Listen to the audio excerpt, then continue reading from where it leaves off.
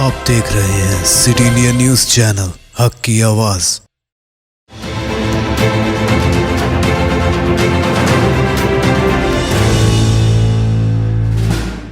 السلام علیکم ناظرین، سٹی انڈیا نیوز کے بلیٹن خبر رفتار سے میں آپ کا استقبال ہے۔ ناظرین، تازہ ترین خبروں پر ڈالتے ہیں تیزی کے ساتھ ایک نظر۔ بہار کے اپوزیشن لیڈر تیجسوی یادو نے بنگال انتخابات میں بی جے پی پر طنز کستے ہوئے کہا، بی جے پی بنگال میں بارات لے کر آئی ہے لیکن دولہا کون ہے پتہ نہیں۔ تیجسوی نے بنگال اسمبلی انتخابات میں بی جے پی کے لیڈروں کے کام کاج اور تجربے پر سوال اٹھائے، کہا کہ بنگال کی سی ایم ممتا بنرجی ہی ان کے مقابل سب سے بہتر ہیں اور وہ جس طرح اپنے تجربے سے ریاست کو چلا رہی انہیں ہی دوبارہ سی ایم بننا چاہیے۔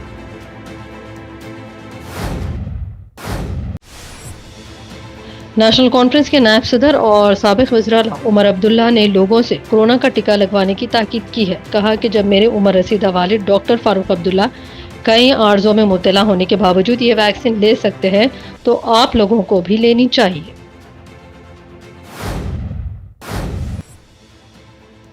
میانمار کے حکمرانوں نے ملک بغاوت کے خلاف آواز اٹھانے والے اقوام متحدہ کے سفیر کیموتون کو برطرف کر دیا۔ ایک دن پہلے سفیر کیموتون نے فوج کو اقتدار سے بے دخل کرنے کے لیے مدد کی درخواست کی تھی۔ انہوں نے اپنی جذباتی تقریر میں کہا، کسی بھی ملک کی فوجی حکمرانوں کے ساتھ تعاون نہیں کرنا چاہیے جب تک کہ وہ جمہوری طور پر منتخب حکومت کو اقتدار واپس سونپ نہ دے۔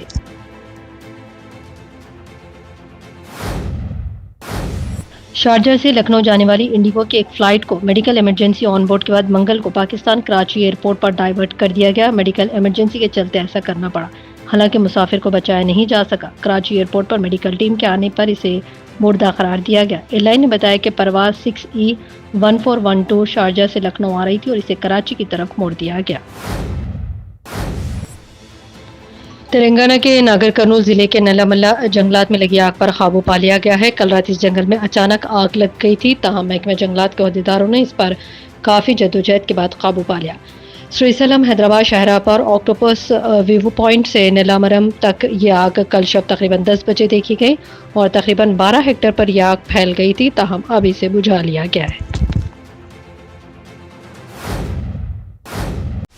ہند و پاک کے درمیان جموں کشمیر میں لائن آف کنٹرول کے ساتھ جنگ بندی پر اتفاق رائے کے بعد متعدد ممالک نے اس فیصلے کا خیر مقدم کیا۔ اسی بیچ امریکہ کے بعد متحدہ عرب امارات نے بھی جنگ بندی کے اقدام کا خیر مقدم کیا ہے۔ متحدہ عرب امارات کے وزارت خارجہ نے کہا کہ سرحد پر تنازع دونوں ممالک کی جنگ بندی پر عمل کرنے کی اہمیت پر زور دیتے ہوئے کہا کہ اس سے دونوں ممالک کو فائدہ پہنچے گا اور امن بحال ہوگا۔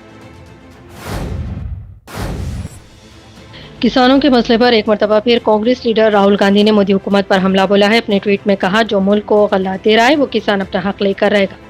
زراعت مخالف قانون واپس لیے جائیں۔ اس سے قبل 18 فروری کو بھی راہل گاندھی نے ٹویٹ کر کہا تھا کہ سیدھی بات ہے تینوں زرعی مخالف قوانین منسوخ ہوں۔